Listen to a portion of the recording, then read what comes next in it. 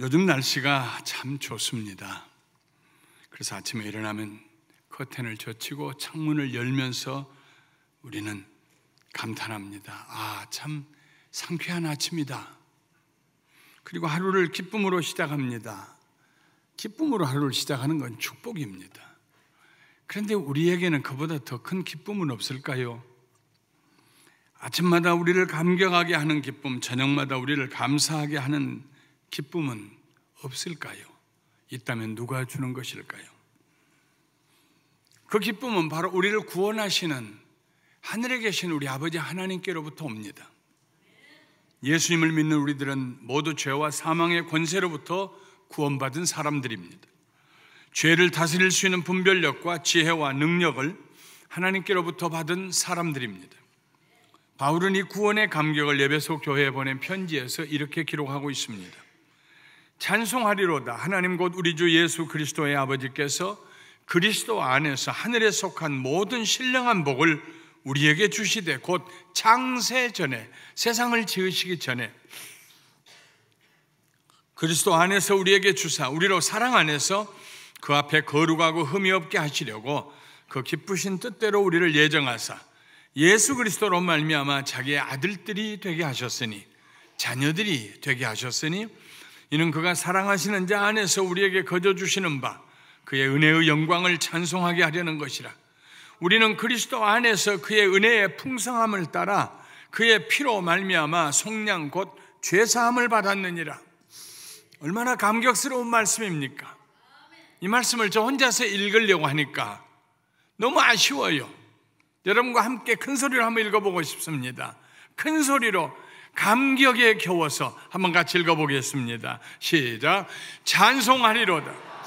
하나님 곧 우리 주 예수 그리스도의 아버지께서 하늘에 속한 모든 신령한 복을 우리에게 주시되 곧 창세전에 그리스도 안에서 우리를 택하사 우리로 사랑 안에서 그 앞에 거룩하고 흠이 없게 하시려고 그 기쁘신 뜻대로 우리를 예정하사 예수 그리스도로 말미암아 자기 아들들이 되게 하셨으니, 이는 그가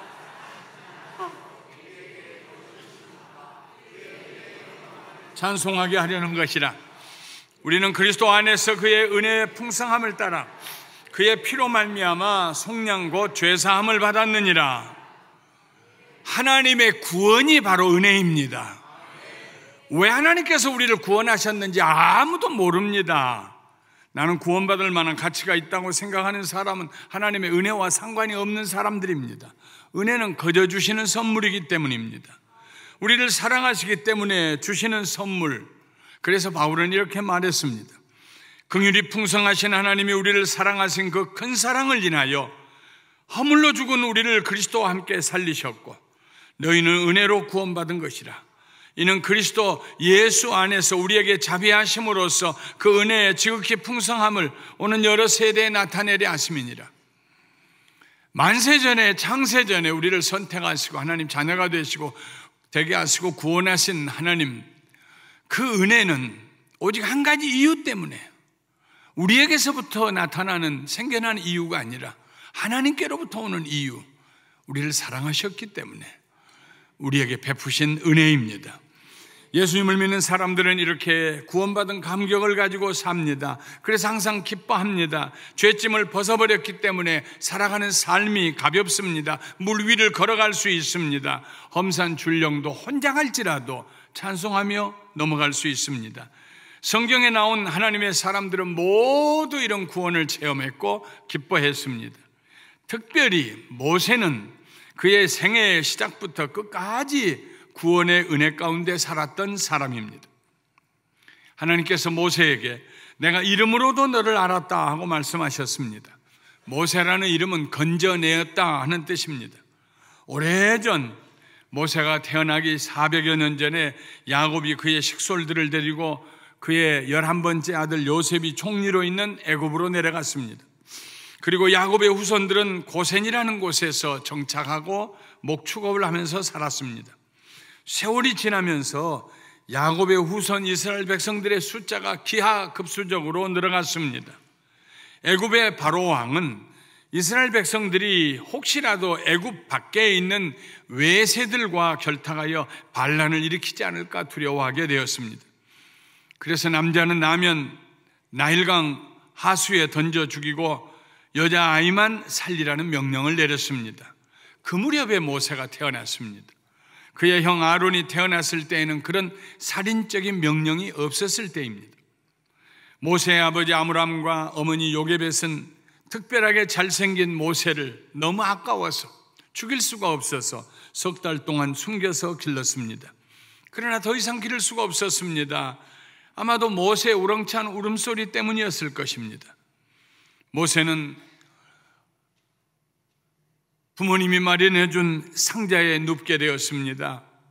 갈대 상자를 부모들이 준비하고 그 안과 박을 역청과 나무 진으로 발랐습니다. 물이 새지 아니하도록. 그리고 모세를 그 상자에 담아서 나일강가의 갈대 사이에 두고 멀리서 지켜봤습니다. 그들의 심정이 얼마나 아팠겠습니까? 사랑하는 아들을 물로 떠내려 보냅니다. 그 넓은 나일강에서 누가 모세를 보겠습니까? 누가 모세의 울음소리를 듣겠습니까? 바로 그때 나일강으로 목욕하기 위해서 나온 바로 왕의 딸 공주가 갈대 숲 사이에서 히브리 아기 모세를 발견합니다. 모세의 누나 미리암이 재빨리 다가와서 우연인 척하면서 공주에게 물었습니다. 내가 가서 당신을 위하여 히브리 여인 중에서 유모를 불러다가 이 아이에게 젖을 먹여 기르게 할까요? 그렇게 해서 모세는 자기 어머니 요게벳의 젖을 먹으며 자랐습니다. 그리고 젖을 떼고 그 아이가 궁궐로 들어오는 날 공주는 내가 그를 물에서 건져내었다 하면서 모세라는 이름을 지어주었습니다. 전에는 그 아버지 어머니가 모세를 무슨 이름으로 불렀는지 모르겠어요. 나 성경에는 모세라는 이름으로 불려집니다. 모세는 태어날 때부터 하나님의 은혜로 살아남은 사람입니다. 만일 그 시간에 애굽의 공주가 나일강변에 나오지 않았더라면 모세는 지중해로 흘러가서 고기밥이 되었을 것입니다. 하나님께서 모세에게 내가 너를 이름으로도 안다 하실 때 모세는 그의 태어남과 관련된 하나님의 은혜를 기억했을 것입니다. 저희 어머님이 97세의 세상을 떠날 때까지 어머님을 방문할 때마다 저는 늘 그 곁에 누워서 어머니의 손을 만지고 꼭 묻는 질문이 있었습니다. 어머님, 저를 낳을 때 어떻게 낳으셨어요? 그때 일기는 어땠나요? 추웠지. 섣달 24날 아니냐? 눈 엄청나게 왔지. 어머니 얘기를 들으면서 저는 세상에 태어난 그 순간을 그려봅니다. 하나님의 은혜로 내가 세상에 태어났습니다. 여기 앉아 계신 분들이 모두 그런 경험들을 가지고 계시겠지만 한두 번은 죽었을지도 모르는 그런 위험한 순간들을 지냈습니다. 날 때부터 나를 아시고 택하시고 길러주신 하나님의 은혜. 특별히 나일강물에 떠내려갈 뻔했는데 지중해 고기밥이 될 뻔했는데 하나님이 나를 살려주셨다. 모세는 하나님께서 내가 내 이름으로 너를 안다. 물에서 건져냈다. 그 이름으로도 내가 너를 안다 할 때 모세의 가슴 속에 말할 수 없는 은혜의 물결이 쳐왔을 것입니다. 하나님은 모세를 어렸을 때 죽음에서부터 건져내실 뿐만 아니라 애굽 궁궐의 우상 숭배에서 거욱 구원해 내셨습니다. 젖을 떼고 양 어머니인 바로왕의 딸 공주에게 들어왔을 때 그는 애굽 궁궐의 문물을 배웠습니다. 학문을 배웠습니다. 무술을 배웠습니다. 지도자가 되기 위해서 훈련받았습니다. 왕자들 틈에서 모자라는 것이 없었습니다. 그의 명령에 모두가 다 순종하고 굴복했습니다. 그런데 하나님께서 애굽 궁궐에서 모세를 구원해 내셨다. 세상 사람들은 그 말이 무슨 의미인지 모를 것입니다. 세월이 흐르고 모세가 40세가 되었을 때 큰 사건이 일어났습니다. 개인적인 사건입니다. 우연히 궁궐 밖에 나간 모세는 자기의 동족 히브리인이 강제 노역을 하면서 억울하게 매를 맞는 장면을 보고 마음에 의분이 생겨서 히브리인을 때리는 애굽의 관리를 쳐서 죽였습니다. 그 일이 결국 탄로가 났고 모세의 생명을 취하려고 애굽 왕이 군대를 파견했기 때문에 모세는 자기 목숨을 부지하기 위해서 광야로 멀리 도망가게 됩니다. 광야에서 모세는 십보라라는 처녀를 만나 결혼했고 두 아들 게르솜, 엘리에셀이라고 하는 두 아들을 낳았습니다. 세상적인 관점에서 보면 모세의 처지가 처량하기 짝이 없습니다. 애굽의 부와 명예와 권세를 하루아침에 잃어버렸습니다. 이름도 없는 히브리인 한 사람을 도우려다가 그렇게 되었습니다. 요즘 그런 일이 일어났다면 사람들이 말렸을 것입니다. 개입하지 말라고, 왜 손해볼 일을 하느냐고. 부모들도 자녀들을 말렸을 것입니다. 얘야, 그냥 모른 채 해라. 잘못하면 네가 다친다. 그러나 하나님은 모세를 죄로 더러워진 세상에서 구원해내시기를 원하셨습니다. 그래서 동족을 사랑하는 마음을 주시고 돕고 싶은 마음을 주셨습니다. 애굽의 궁궐에 그냥 머물러 있었더라면, 주술사와 마술사가 판을 치고 우상을 숭배하는 거기에 그냥 머물러 있었더라면, 세상을 사랑하는 것에 머물러 있었더라면 그는 하나님 앞에 구원받지 못했을 것입니다. 그래서 히브리서 기자는 모세와 그리스도인들을 비교하면서 이렇게 말했습니다.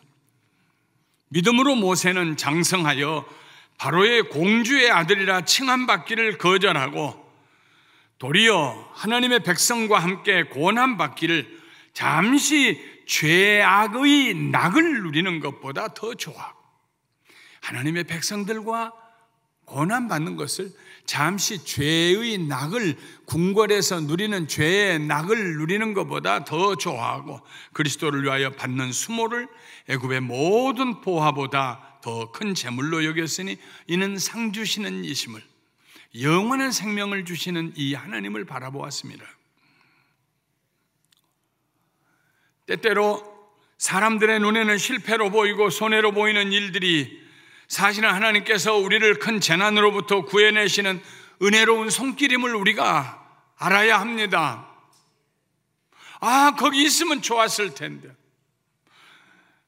내가 그 재물 다 가지고 있었으면 좋았을 터인데, 아무도 모르게 그렇게 즐기고 있었으면 좋았을 터인데, 그런데 하나님께서 흔들어서 애굽의 궁궐로부터 모세를 끌어내십니다. 나오지 않을 수 없게 만드십니다. 도망가지 않을 수 없게 하십니다. 세상 사람들이 볼 때는 망하는 길처럼 보였지만, 그러나 영적으로 볼 때는 모세는 구원을 받은 것입니다. 죄악된 세상에서 구원을 받은 것입니다. 다시 40여 년의 세월이 흘렀습니다. 모세의 나이 80이 되었습니다. 모세는 호렙산에서 불이 붙었으나 꺼지지 않는 떨기나무 속에서 그를 부르는 하나님을 만나게 됩니다. 그리고 잊고 지냈던 그의 동족 이스라엘 백성들을 애굽에서 구출해 내라는 명령을 받게 됩니다. 여호와께서 이르시되 내가 애굽에 있는 내 백성의 고통을 분명히 보고 그들이 그들의 감독자로 말미암아 부르짖음을 듣고 그 근심을 알고 내가 내려가서 그들을 애굽인의 손에서 건져내고 그들을 그 땅에서 인도하여 아름답고 광대한 땅, 젖과 꿀이 흐르는 땅, 곧 가나안 족속, 헷 족속, 아모리 족속, 브리스 족속, 히위 족속, 여부스 족속의 지방에 데려가려 하노라. 이제 가라. 이스라엘 자손의 부르짖음이 내게 달하고 애굽 사람이 그들을 괴롭히는 학대도 내가 보았으니 이제 내가 너를 바로에게 보내어 너에게 내 백성 이스라엘 자손을 애굽에서 인도하여 내게 하리라. 이제 가라. 왜 모세가 40세였을 때 보내지 않았을까요? 왜 모세가 힘이 넘치고 왕궁의 인맥이 실실할 때에 히브리 사람들을 구원하려고 나섰을 때 왜 하나님께서 그때는 도와주지 아니하시고 이제 다 늙은 그에게 이런 명령을 내리시는가? 원망할 수도 있습니다. 하나님께서 그의 일을 하시는 방식과 때는 우리가 다 알 수 없습니다. 왜 그런 방식으로 일하세요, 하나님? 왜 그때가 아니고 지금 하세요? 왜 지금 안 하시고 기다리세요? 우리는 하나님께 질문할 자격이 없습니다. 왜냐하면 하나님의 방식이 가장 지혜롭고 하나님이 선택한 때가 가장 좋은 때이기 때문입니다. 그래서 우리는 하나님께 순종할 수 있는 것입니다. 모세는 여러 번 사양하고 거절했습니다. 아무리 자기 자신을 둘러보아도 그런 일 하기에는 너무 늦은 나이입니다. 그러나 하나님의 강권적인 부르심을 피할 수가 없었습니다. 그래서 모세는 하나님의 부르심에 순종하고 그의 형 아론과 함께 애굽 왕 바로를 찾아갔습니다. 그리고 이렇게 말했습니다. 이스라엘의 하나님 여호와께서 말씀하시기를 내 백성을 보내라. 그러면 그들이 광야에서 내 앞에 절기를 지킬 것이라 하셨나이다. 가보니 40년 전과 비교할 수 없을 만큼 이스라엘 백성들은 더 학대를 받으며 살고 있습니다. 처음에는 모세의 말을 단호히 거절하던 바로 왕도 10가지 재앙 앞에서 무릎을 꿇게 되고 모세는 이스라엘 백성을 데리고 그런 일이 일어날 수 있을까 꿈만 같은 일이 일어나서 200여만 명의 이스라엘 백성을 데리고 애굽을 떠나 광야로 나오게 됩니다. 중간에 하나님께서 홍해를 갈라 맨바닥으로 지나게 하셨고 쓴물을 변화시켜 단물이 되게 하시고 백성들로 마시게 하셨습니다. 매일 아침이면 하늘에서 만나가 내려 먹게 하셨고 반석을 터뜨려서 생수를 마시게 하셨습니다. 그것은 이스라엘을 구원하시는 만나였고 구원하시는 생수였습니다. 모세와 이스라엘 백성들은 하나님의 은혜로 살았습니다. 하나님의 은혜가 아니면 그 광야에서 살아남을 수가 없었습니다. 모세가 하는 일이 아무것도 없습니다. 나이가 80이 되었지만은 설사 그가 20대라도 아무것도 할 일이 없었습니다. 어떻게 200만 명을 먹입니까? 어떻게 200만 명을 인도합니까? 어떻게 그들을 선한 길로 인도할 수 있습니까? 35년 동안 수천 번, 아마도 10,000번도 넘게 설교했습니다.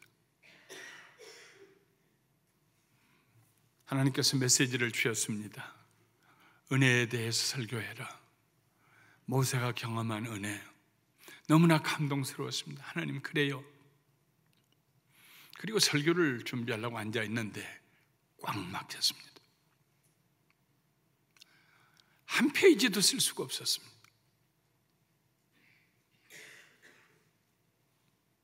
그때서야 깨달았습니다.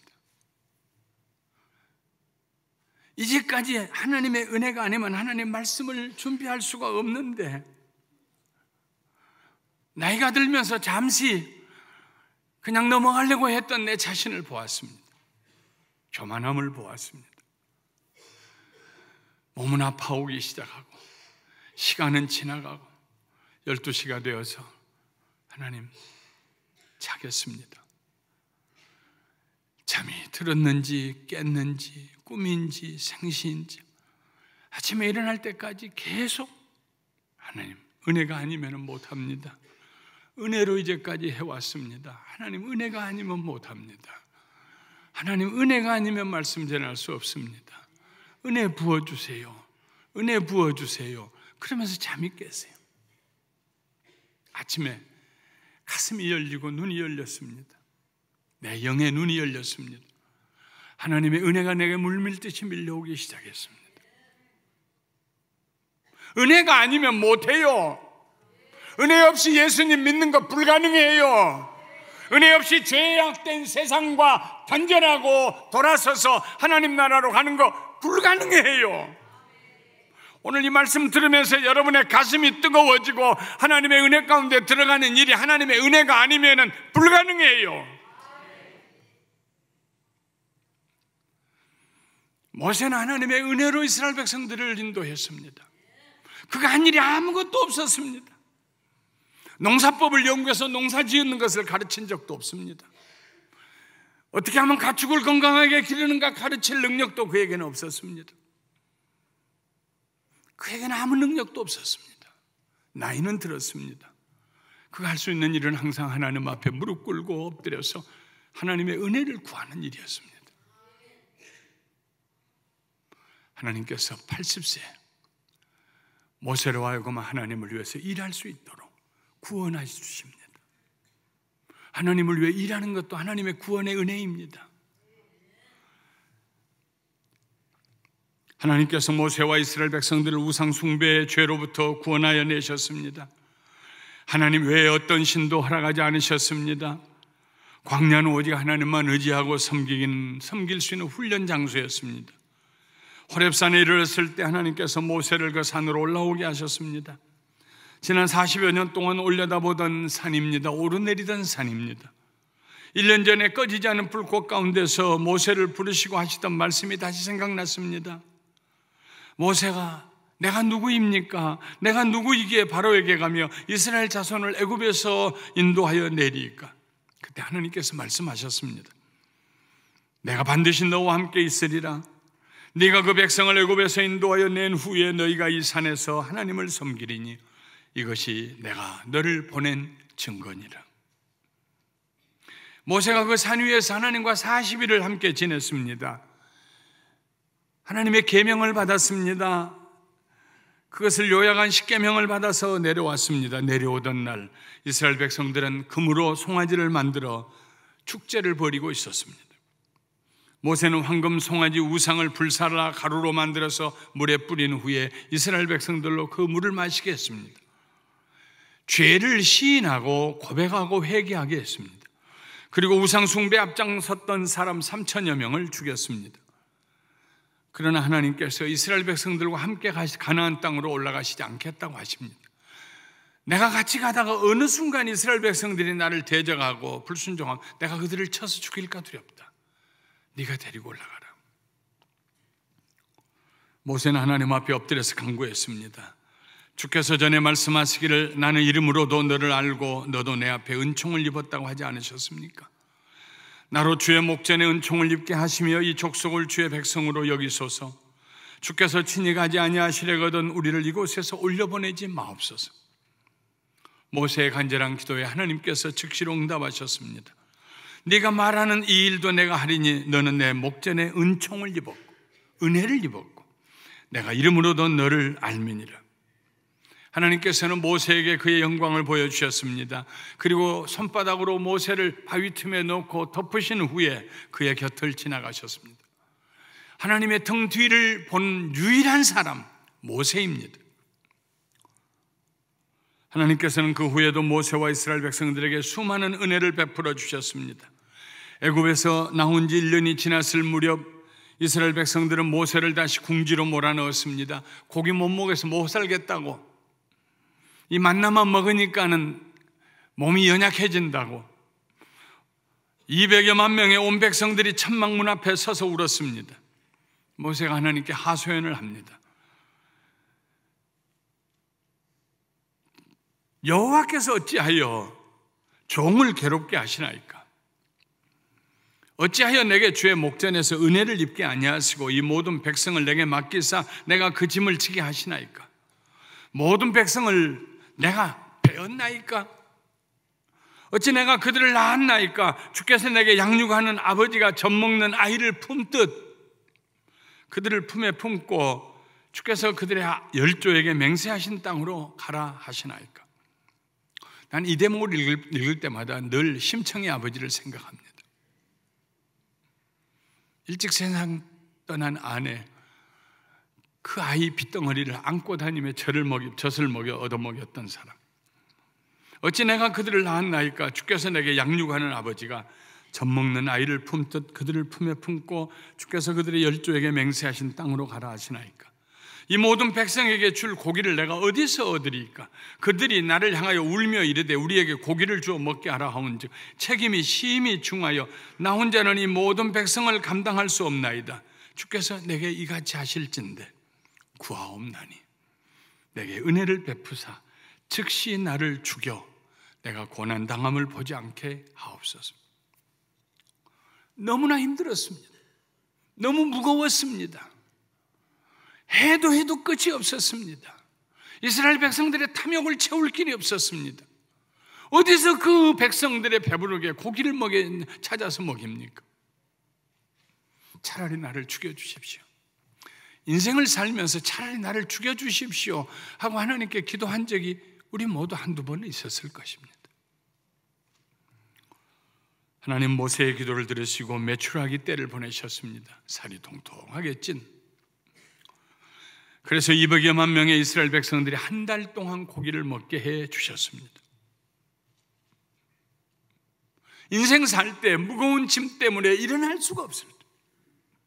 이 짐 언제나 벗어날 수 있을까 싶을 때, 사랑하는 성도 여러분, 우리의 어깨에서 무거운 짐을, 우리의 가슴에서 무거운 짐을 하늘 풀어주시고 가볍게 하시고 자유하게 하시고 짐 없이 하늘을 나르는 새처럼 우리를 새롭게 해주실 분은 우리를 지으시고 구원하시고 동행하시는 임마누엘의 하나님밖에 안 계신 줄 믿습니다.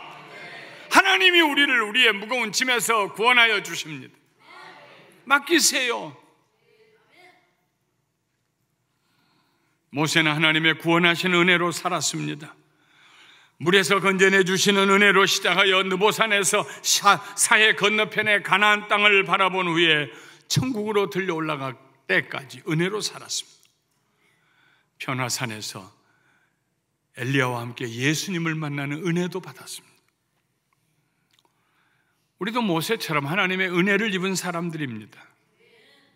가끔 우리는 왜 하나님께서 나에게 이런 은혜를 베푸실까 하고 감격할 때가 있습니다. 만일 그 질문에 그 이유를 우리에게서부터 찾았다면 우리는 아직 은혜를 모르는 사람들입니다. 더 이상 은혜가 은혜되지 않습니다. 은혜에는 이유가 없습니다. 이유가 있다면 단 하나밖에 없는데 우리를 사랑하신 하나님의 사랑 때문입니다. 신명기에 모세는 이스라엘 백성들에게 이렇게 당부했습니다. 너는 여호와 내 하나님의 성민이라. 내 하나님 여호와께서 세상 만민 중에서 너를 자기 기업의 백성으로 택하셨나니 여호와께서 너희를 기뻐하시고 너희를 택하심은 너희가 다른 민족보다 수요가 많기 때문이 아니라 너희는 오히려 모든 민족 중에 가장 적으니라. 여호와께서 다만 너희를 사랑하심으로 말미암아, 너희가 잘나서가 아니라 하나님이 너희를 사랑하심으로 말미암아, 또는 너희 조상들에게 하신 맹세를 지키려 하심으로 말미암아 자기의 권능의 손으로 너희를 인도하여 내시되 너희를 그 종되었던 집에서 애굽 왕 바로의 손에서 속량하셨다. 우리는 하나님의 은혜를 사모해야 됩니다. 아침마다 사모해야 됩니다. 어려울 때마다 사모해야 됩니다. 기쁠 때도 사모해야 됩니다.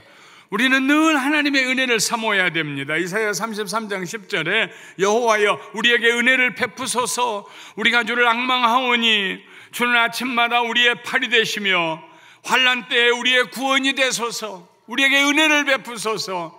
아침에 일어나면서 가장 먼저 해야 될 기도는 주여 오늘도 내게 은혜를 베풀어 주시옵소서. 주여 우리 감사님 교회에 은혜를 베풀어 주시옵소서.